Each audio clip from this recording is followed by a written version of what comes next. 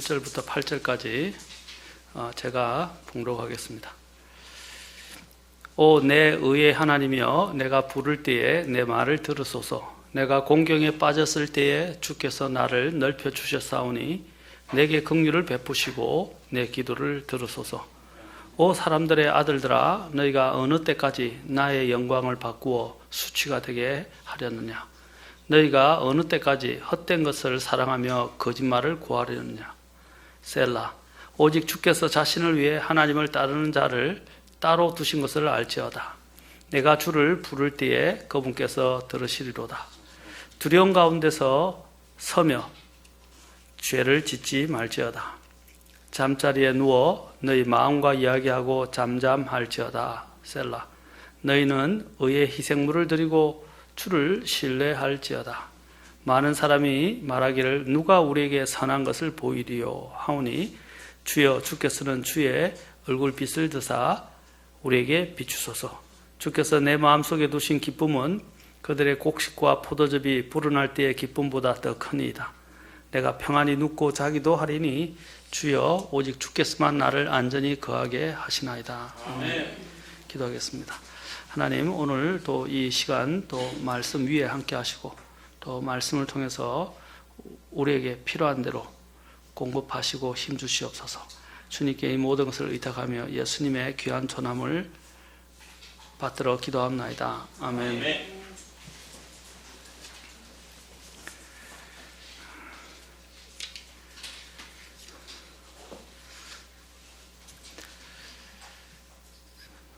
자, 오늘은 밤에 부르는 시에 대해서 말씀을 드리겠습니다. 이 본시는 다윗이 시편 3편과 같은 상황인 자신의 아들 압살롬의 반역으로 인해서 공경을 당하게 되었고 결국 예루살렘을 떠나게 되었습니다.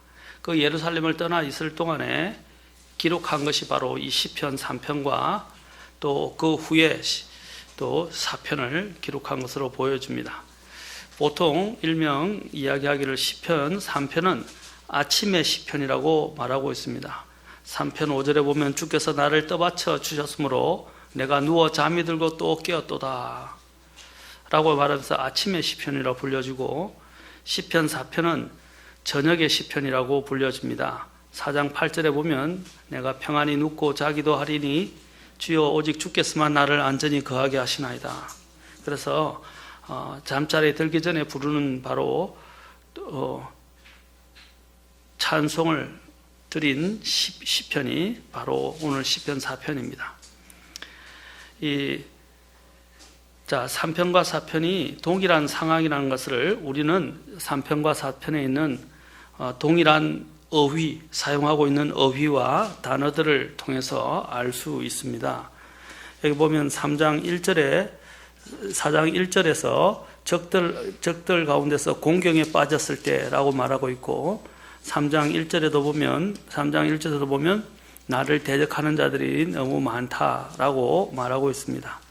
또 2절에서 영광을 바꾸어 라고 말하고 있는데 3장 3절에서도 또 나의 영광이시오 라면서 영광을 이야기하고 있고, 또 6절에서 많은 이란 우리가 단어를 보게 되는데 많은 사람이라고 말하는데 아까 봤던 것처럼 3장 1절과 3장 3절에서도 동일하게 3장 2절에서도 동일하게 많은 자들이 또한 다윗을 또 공격에 처하기 위해서 공격하기 위해서 있는 사람들을 지금 표현하고 있습니다. 그리고 또 기도와 응답에 대해서도 1절에서 이야기한 것이 3장 4절에서도 반복되고 있고, 또 잠과 관련된 것들이 8절에서 우리가 보았던 것이 3장 5절에서도 또 잠에 대해서도 이야기를 하고 있습니다. 그러니까 3장과 4장은 내용이 유사한 부분들을 많이 같이 다루고 있습니다. 다윗은 지금 자신이 처한 공경과 싸움에 대해 할 수 있는 것이 없었습니다. 자신의 내면에서도 동일한 외적인 싸움뿐 아니라 외적인 공경뿐 아니라 내면에서도 싸움이 크게 일어났습니다. 그의 내면에서 일어나고 있는 싸움에 대해서조차도 그는 걱정과 근심으로 인해서 잠을 이루지 못하는 일이 없도록 하기 위해서 다윗은 잠자리에 들기 전에 이 시편을 기록하면서 자신과 자신의 처지를 하나님께 기도하면서 맡겼습니다. 우리가 이제 현대인들에게 있어서 요즘 현대인들이 많은 압박감에 시달리고 있습니다. 또 영적인 지도자는 지도자 나름대로, 또 세상에서 일을 하는 또 우리 성도님들도, 또 지체들도 마찬가지로 세상에서 요구되어지는 많은 무게와 압박이 정말로 숨가쁘게 만들고, 또 정신없이 만들고, 우리를 힘들게 만들고, 또 어떤 때는 모든 걸 포기하고 싶을 때가 있는 것 같습니다. 그래서 우리가 현대인에게서 가장 많이 듣는 이유가 이제 내게 요구하는 것이 너무 많다라고 우리가 생각하는 가운데 있을 때, 이때 가장 필요한 것이 사실은 리트릿이라고 할 수 있는 것입니다. 리트릿이라는 것은 뭐냐면 성경에 예수님께서도 물러갔다라는 말로 표현을 하고 있는데, 이것은 뭐냐면 예수님께서 그 바쁘고 일이 많은 가운데서 항상 조용하고 한적한 곳에 홀로 가셔서 하나님과의 단둘이만의 시간을 확보하고 가지고 기도하고 시간을 보냈다는 사실입니다. 우리가 너무 숨가쁜 가운데, 너무 많은 일들 가운데, 너무 많은 압박 가운데 빠져 있을 때는 눈에 그 주변을 둘러싸고 있는 그런 환경에 의해서 자꾸 마음이 빼앗기게 되고, 걱정과 근심과 염려로 인해서 마음이 짓눌리게 됩니다. 그럴 때는 이 리트릿이라는 것은 다음에 제가 자세하게 설명을 하겠지만 한 발짝 뒤로 물러나는 것입니다. 다시 말해서 자신이 처해 있던 곳에서 한번 멀리 나와서 객관적으로 자신의 상황을 한번 들여다보는 것입니다. 우리는 우물안 개구리란 말이 무슨 뜻이냐면 사람의 속이 좁다는 뜻도 있지만, 사람이 그 안에 들어가면 자신이 지금 처한 그 상황밖에는 생각을 못하고 그것만 보게 된다는 사실입니다. 그것만 보게 될 때 그 사람은 나중에는 그 답답한 상황과 환경에 의해서 그 이루어지는 상황에서 짓눌릴 수 있어요. 그래서 어떤 분이 영어로는 이제 outside the box라고 이야기하는데, 그 상자 밖으로 나와서 현실을 볼 필요가 있다는 사실입니다. 상자 속에 갇혀 있게 되면 그것이 전부인 것처럼 우리는 그것에 빠져 있고 몰두하게 됩니다. 그러면 하나님이 섭리하시는 것들을 보지 못할 때가 많이 있어요. 때로는요, 우리가 뭔가를 손을 놓을 수 없을 것 같고, 놓으면 안 될 것 같고, 또 이것을 내가 지금 당장 잠깐 정지하거나 중지를 하게 되면 모든 일들이 안 돌아가고 무너지고 안 될 것처럼 보이지만 세상은 내가 없어도 돌아갑니다. 그리고 사람들이 그래서 내가 죽으면 어떻게 하나? 내가 하고 있던 일, 나의 가족들, 또 나의 교회들, 아니면 내가 또 만나고 있던 같이 관련되어 있는, 또 깊이 관여하면서 내가 도움을 주는 사람들, 이런 사람들이 어떻게 될 것인가? 라고 생각하는데, 이제 우리가 깨달아야 할 사실은 그런 생각조차도 때로는 하나님 앞에서 내려놓을 때가 있다는 것입니다. 내가 붙잡고 있는다고 해결이 되는 게 아니에요. 내가 있다고 해서 또 일이 돌아가는 것도 아닙니다. 제가 말씀드린 요지는 때로는 상자 밖으로 나올 필요가 있어요. 그 상자 밖으로 나오는 것 중에 하나가 뭐냐면, 하나의 가장 좋은 것 중에 하나가 리트릿이라는 것입니다. 리트릿은 뭐냐면 하나님과 단둘이 시간을 보내기 위해서 잠깐 자신이 몸담고 있던 모든 부분에서 나와서 자신의 상황을 더 객관적이고 하나님의 눈으로 다시 한번 재정리하고 점검해 보는 것입니다. 우리가 당장 눈에 보이는 것만 있으면, 사람이든 환경이든 눈에 보이는 게 있으면 어떻게 합니까? 자꾸 그것들이 나의 신경을, 촉각을, 그리고 내 모든 관심을 빼앗아가고 우리가 그것들에 의해서 묻혀 살게 됩니다. 그러니까 숨을 쉴 수 없을 때가 있어요.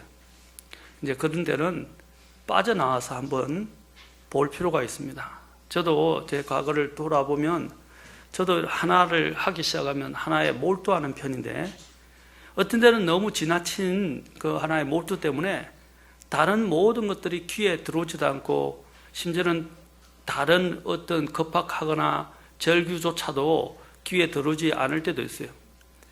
이제 예를 들면 제가 어떤 것에 몰두하고 있는데 제 집사람이 급박하게 저를 부르는데도 불구하고 저는 그 소리를 듣지 못하는 겁니다. 그래서 그 요구에 빨리 응해야 되는데 응급사태인데도 불구하고 내가 몰두하고 있는 것을 해서 그 소리가 귀에 들어오지 않는 거예요. 여러분들도 어떤 것에 집중하고 있을 때는 다른 사람들이 부르는 소리, 다른 사람들이 또 요구하는 소리, 다른 사람들이 나에게 질문하는 소리가 귀에 안 들어오죠.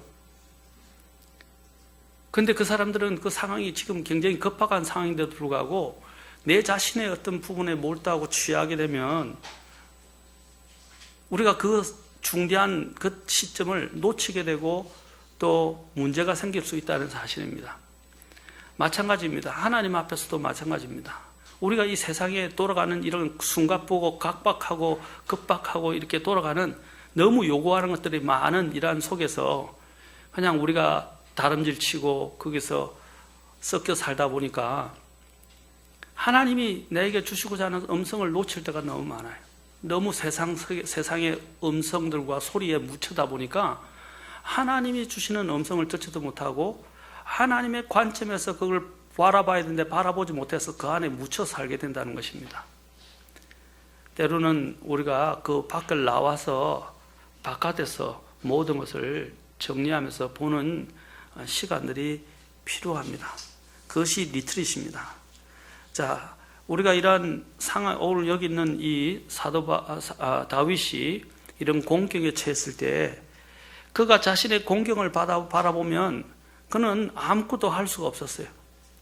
할 수가 없었지만 이러한 공경 속에 있을 때 자기 자신에 대한 연민을 가지기 시작하고 그 상황만 바라보기 시작했을 때 그는 한숨밖에 쉴 수 없었습니다. 정말 이때는 생사가 왔다 갔다 하는 이런 시기였습니다. 자기가 가장 사랑하는 자신의 아들 압살롬이 자기를 대적해서 자기를 죽이려 하고 있습니다. 그러한 공경 가운데 있을 때 4장 1절에서 다윗이 말하는 게 뭡니까? 자, 보세요. 주께서 나를 넓혀 주셨사오니. 우물한 개구리에 대해서 말씀드렸죠. 나와봐야는 내 마음의 지경을 넓혀야 됩니다. 하나님이 내 마음의 지경을 넓혀서 바깥으로 나와서 그 모든 상황을 하나님의 관점에서 바라보지 않는다면 우리는 그 상황에 짓눌려서 우물 속에서 아마 우물 속에 빠져서 질식하거나 익사할 수도 있다는 사실입니다. 오늘 다윗이 본 것처럼 주께서 나를 넓혀 주시사니 우리의 마음의 지경을 넓힐 필요가 있습니다.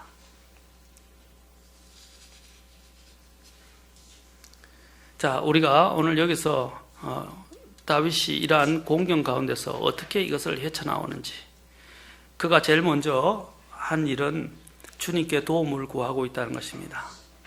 4장 1절에서 보면 내가 공경에 빠졌을 때에 주께서 나를 넓혀 주셨사오니 내게 긍휼을 베푸시고 내 기도를 들으소서.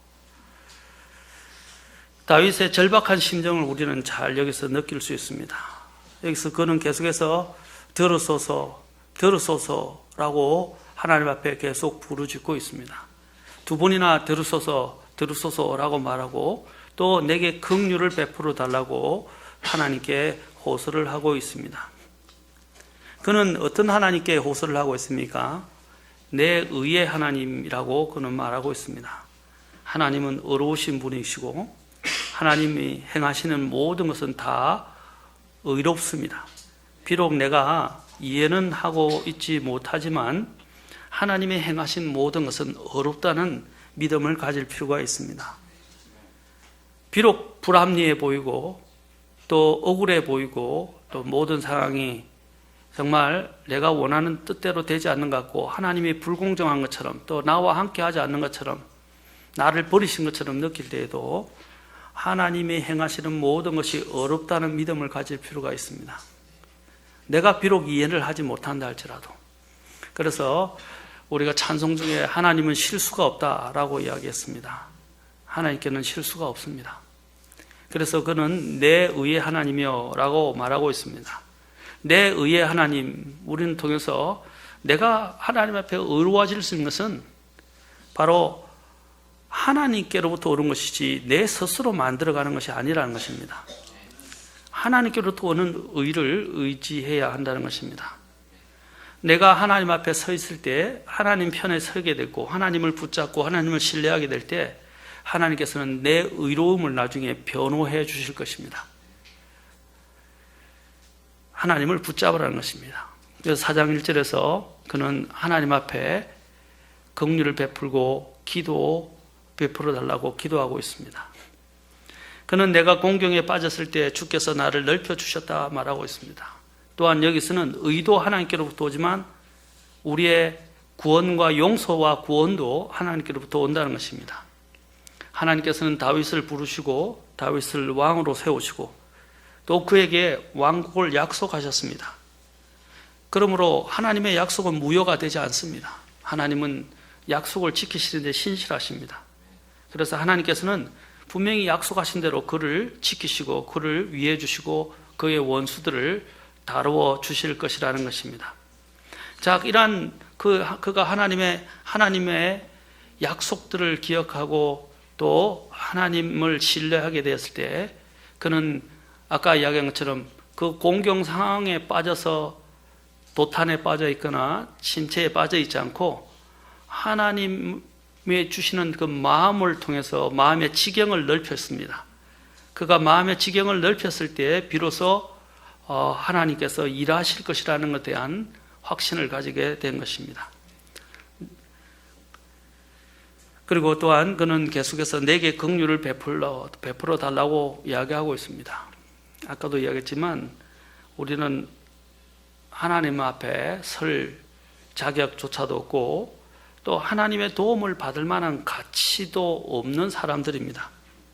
그럼에도 불구하고 다윗은 이제 그에게 필요한 것은 무엇입니까? 자기와 같은, 사실 압살롬이 자기를 이렇게 대적하고 배반하고 대적하고 아들이 반역을 도모해서 자신의 왕자를 차지해서 자신의 생명까지 위협하는 이런 상황이 왜 일어나게 된 것입니까? 보면 나중에 그가 이전에 바세바를 범했던 그 죄악으로 인해서 일어났다는 사실을 그가 알고 있는 것입니다. 그가 지금 자신이 일어난 이런 공경에 대해서 어떻게 하나님 앞에 이야기할 수 있습니까? 무엇을 자신이 요구할 수 있겠습니까? 자신의 죄로 인해서 일어난 거예요. 그 죄의 씨가 화근이 되어서 나중에는 화근이 되어서 그것이 지금 자신을 이러한 처지로 몰고 갔다는 사실입니다. 그가 하나님 앞에 구할 수 있는 것은 무엇입니까? 긍휼밖에 없습니다. 그래서 그는 그에게 필요한 것은 한 가지는 하나님의 긍휼밖에 없다는 걸 알고 하나님의 긍휼의 호소를 하고 있습니다. 우리가 곤란과 공경에 처했을 때 여러 가지 번민과 걱정 근심으로 밤을 새우면서 보내기 전에 먼저 하나님을 향해 도움을 구하는 것은 우리의 마음의 혼란을 정리하고 가라앉히는 가장 좋은 방법 중에 하나입니다. 빌립보서 4장 6절에서도 아무것도 염려하지 말고 오직 모든 일에서 기도와 간구로 너희가 요청할 것들을 감사와 더불어 하나님께 알리라. 아까 8절에 내가 평안히 눕고 자기도 하리니 라고 말했죠. 주여 오직 주께서만 나를 안전히 거하게 하시나이다. 그 보면 4장 7절에서 이렇게 말합니다. 염려하지 말고 모든 요청할 것을 하나님께 기도와 간구로 아뢰면 모든 이해를 뛰어넘는 하나님의 평강이 그리스도 예수님을 통해 마음과 생각을 지키신다고 약속하셨습니다. 이 다윗이 바로 아까 잠들기 전에 그가 이렇게 기도하게 된 것이 무엇입니까? 바로 이런 하나님이 평강이 그를 지킴으로 인해서 그가 평안히 눕고 잘 수 있게 된 것입니다. 이제 그는 여기서 그치지 않습니다. 이제는 2절과 3절에서 이야기한 것처럼 적들을 향해서 담대하게 선언까지 하고 있습니다. 2절에 1, 2절에 보면 나의 영광이라고 이야기했는데, 이것은 다윗 자신에게서 나온 영광이 아니라 하나님께서 그에게 부여하신, 그리고 하나님이 그의 영광이라고 말하는 것입니다. 바로 하나님께로부터 난 영광, 하나님이 자신의 영광이었습니다. 왜냐하면 3장 3절에서 뭐라고 그랬습니까? 3장 3절에서 이 앞에 3장 3절에 보면 주는 나의 영광이시오 라고 말하고 있습니다. 자신의 영광은 바로 하나님이었습니다. 그 하나님으로부터 자신이 누리고 있는 모든 영광을 얻게 되었다는 사실입니다. 그래서 그는 바로 이 자신의 영광을 수치가 되게 만든 그 사람의 아들들, 압살롬을 비롯한 반역자들이 그 자신의 영광을 받고 수치가 되게 한 것은 바로 하나님의 영광을 수치가 되게 한 것과 같은 것이라는 것입니다. 왜냐하면 그의 영광은 자신에게서 난 것이 아니라 하나님께로부터 난 것이었기 때문입니다. 그들의 업무와 반역은 끝이 날 것입니다. 하나님께서 다윗에게 주신 영광을 결코 빼앗지 못할 것입니다. 그리고 그들의 업무와 반역은 헛된 것에 대한 사랑과 속임수에서 난 거짓말이었습니다. 사실 반역자들은 압살롬의 감언 이설과 거짓된 약속을 경청하게 되었고, 이것은 분명히 하나님께서 다윗을 통해서 왕자를 물려주시고 왕위를 계승하실 것이라는 것에 대한 그 명백한 뜻에 대한 위반이었습니다. 그것을 반하는 것이었어요. 우리는 사무엘하 15장 1절부터 6절을 통해서 잘 알 수 있습니다. 그들의 음모와 반역은 분명히 하나님의 뜻에 어긋나는 것이고 하나님의 뜻을 따른 것이 아니기 때문에 인간의 계략과 술수로 인해서 다윗을 대적한 자들을 다윗은 뭐라고 부르냐면 하나님의 아들들이라고 부르지 않고 사람들의 아들들이라고 부르고 있는 것입니다. 그들을 하나님은 다루실 것입니다.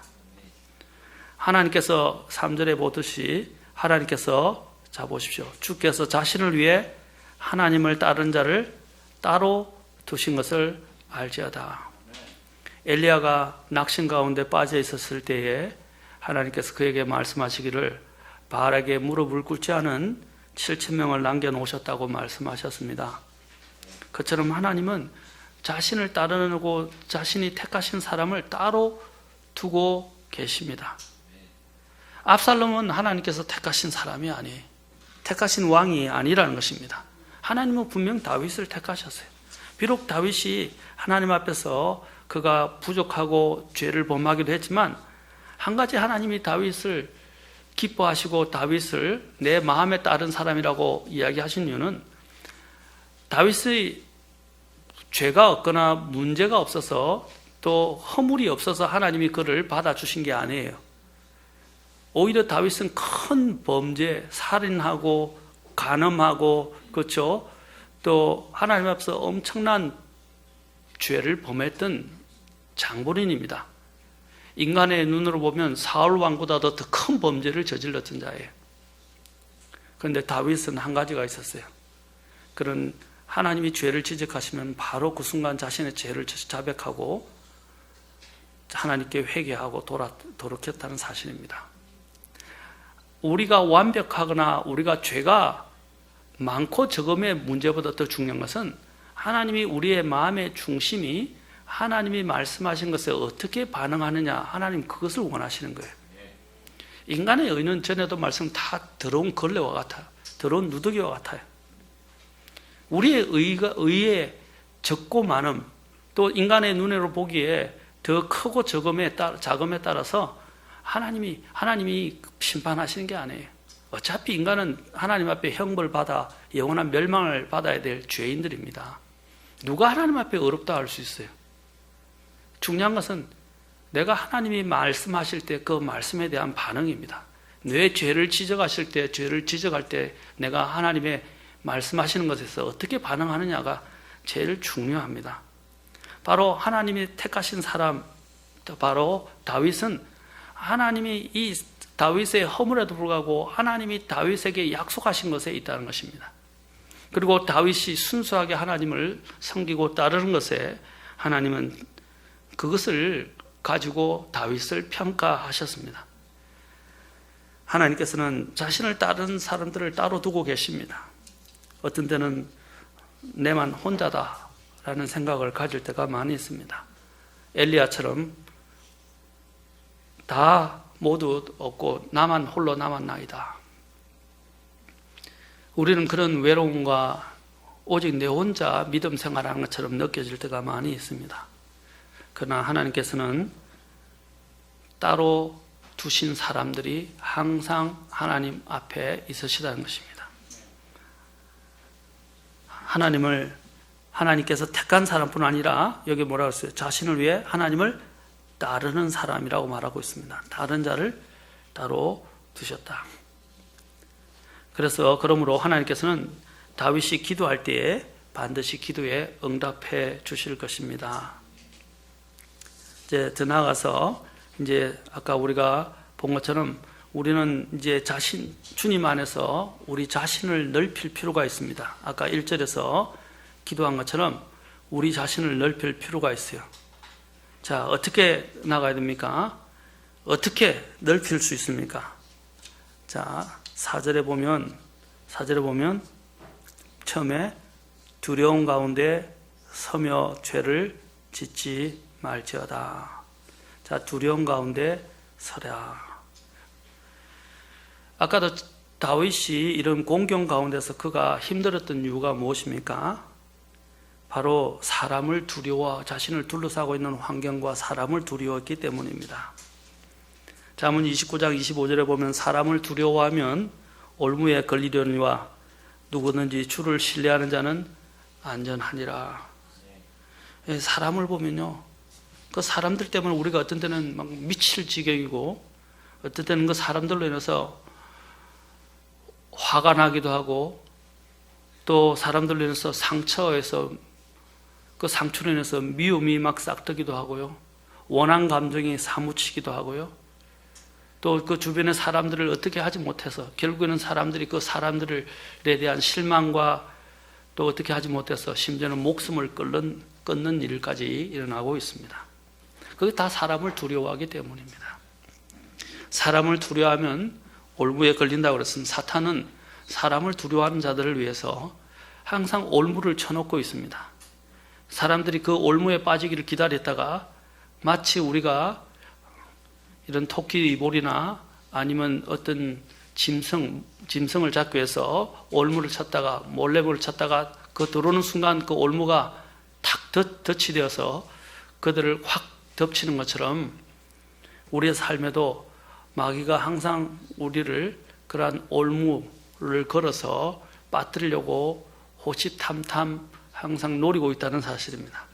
우리가 두려움에 빠지는 순간, 특히 사람을 두려워하는 순간 그런 올무에 빠지기 쉽습니다.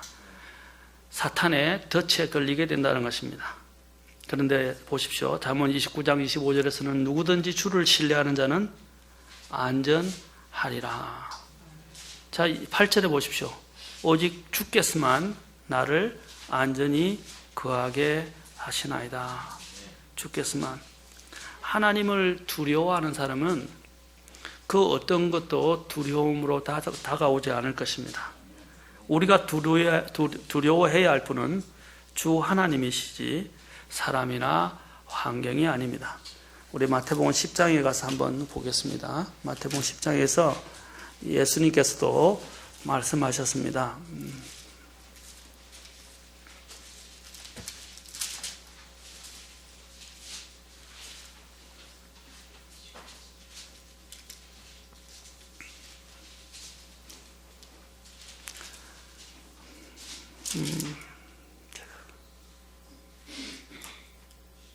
마가복음 28절이죠.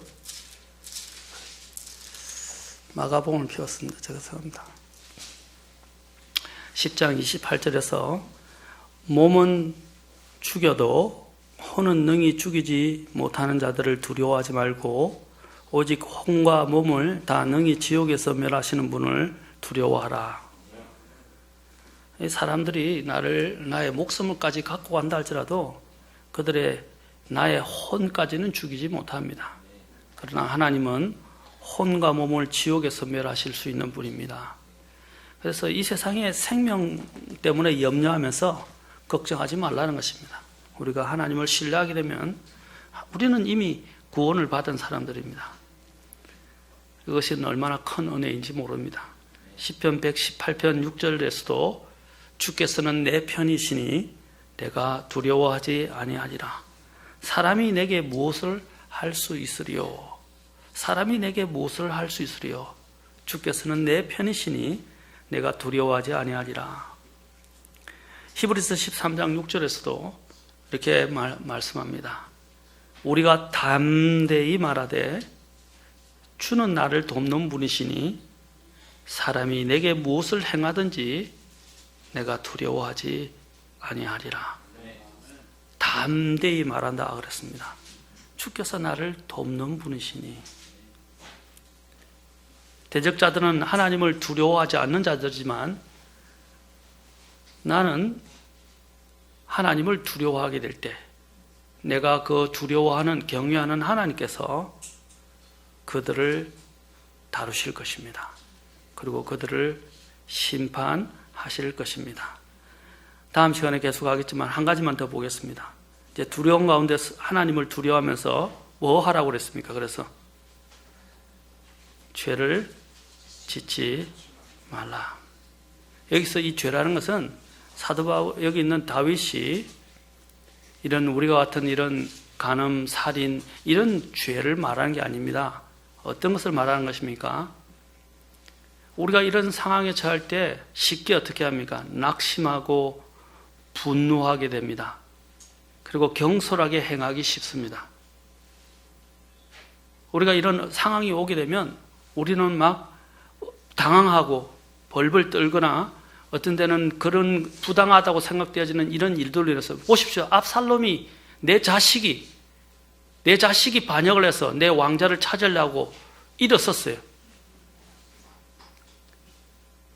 얼마나 이러면 화가 나고 분노할 수 있는 상황입니까? 상상을 할 수 없는 일이에요. 그리고 또 거짓말로 내 백성들을 회유해서 뿐만입니까? 자기 아버지의 첩들까지 그가 몹쓸 짓을 행하면서 자신의 살아가는 신하들을 죽이고 아버지의 목숨까지 노리면서 쳐들어오고 있었습니다. 인천인공노할 일입니다. 다윗의 마음에 분노가 없었겠어요? 그러나 그 분노는 자제력을 잃게 만들고 죄를 짓게 만듭니다. 우리가 악의 공격을 받을 때 죄를 짓기 쉽게 되고 자기 자신에 대한 영적 통제력을 잃게 되기 쉽습니다. 감정 혹은 분노에 의한 반응이 아니라 하나님을 두려워하고 신뢰하는 가운데 신중하게 하나님의 뜻을 따르면서 우리는 원수들을 대면해야 합니다. 여러분, 그래서 에베소서 4장 26절과 27절은 정확하게 우리에게 말하고 있습니다. 한번 여기 이것만 보고 마치겠습니다. 4장 26절, 27절 에베소서입니다. 에베소 4장 26절, 27절입니다.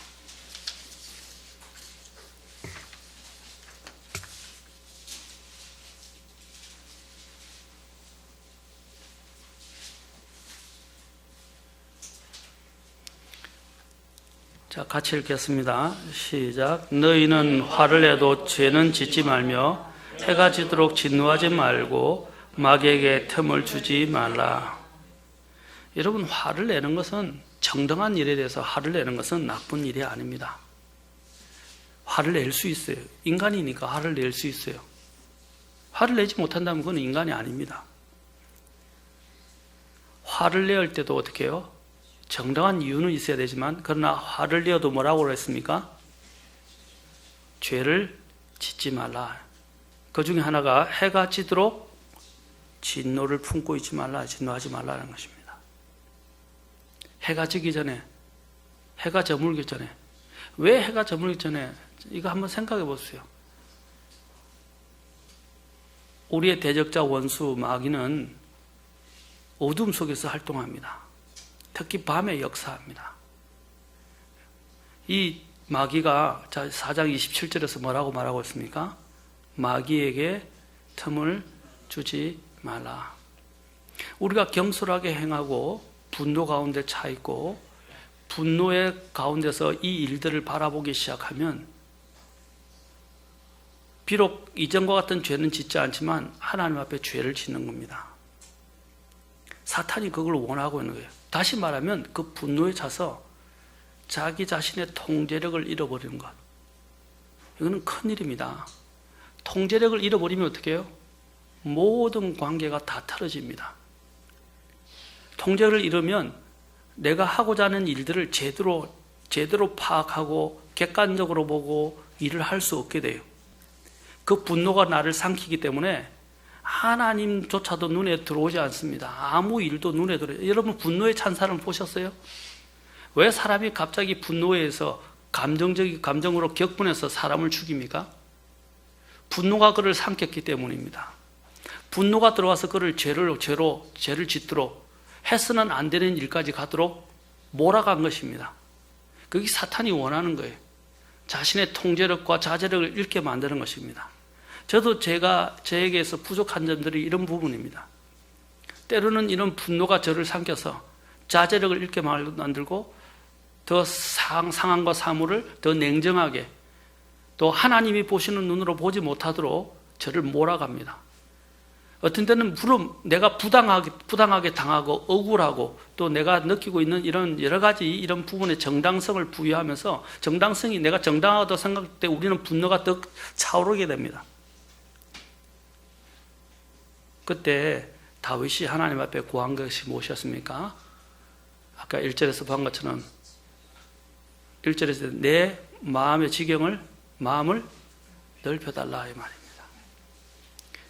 빨리 그 상황에서 내 분노할 그러한 상황에 처해 있는 내 그러한 통제력을 잃어버릴 수 있는 그런 상황을 바라보는 그런 감정과 상황에서 빨리 나와서 하나님께서 그 마음의 지경을 넓혀서 왜 이런 일들이 있는지 주님의 눈으로 보라 이 말입니다. 그리고 주님께 맡기라는 것입니다. 그래야 우리는 죄를 짓지 않습니다. 그것이 뭐냐면 아까 죄를 짓기 전에 앞에 뭐라 그래요? 두려움 가운데 서라. 누구를 생각하라는 겁니까? 통제력을 잃어버리기 전에 분노에 가득 차서 내가 자제력을 잃어버리기 전에 먼저 무엇을 생각하라는 것입니까? 하나님을 생각하라는 것입니다.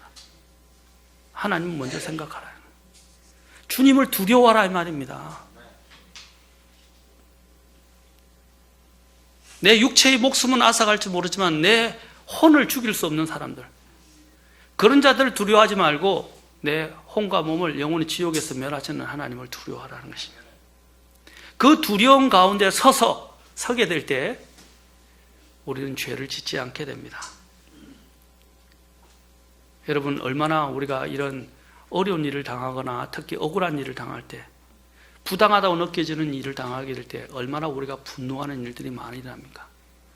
그 분노가 우리를 삼키도록 내버려 두지 마십시오. 그럴 때는 아까 얘기했지만 제가 outside of box라고 그랬죠. 상자 밖으로 나와서 우물 안에서 나와서 하나님의 내 마음의 지경을 넓혀주고 긍휼을 베풀어 주셔서 하나님의 눈으로 다시 상황을 보라 이 말입니다. 그리고 하나님을 두려워한 가운데 서서 보게 될 때 아까 다윗 같은 그런 분노에 찬 감정, 그것이 그를 삼켜서 또 죄로 짓는 상황으로 나아가지 않도록 하나님을 두려워하며 서서 죄를 짓지 않도록 해야 할 것입니다. 하나님, 저의 마음의 지경을 넓혀주십시오. 그래서 주님의 눈으로 이것을 보게 도와주십시오. 그래서 사탄에게 틈을 주지 않도록, 내 원수 마귀가 좋아하는 일들을 만들지 않도록 저의 마음을 지켜주십시오 라고 기도해야 할 것입니다.